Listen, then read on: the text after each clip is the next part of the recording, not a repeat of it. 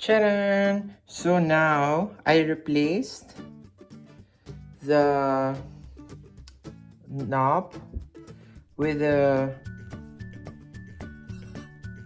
stainless steel knob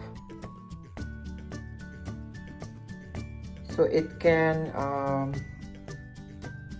go to the oven, and it can withstand till 260 degrees, but of course I'm not gonna cook till like 260 degrees. But yeah, so here it is right now. So this is my Caribbean blue brazier.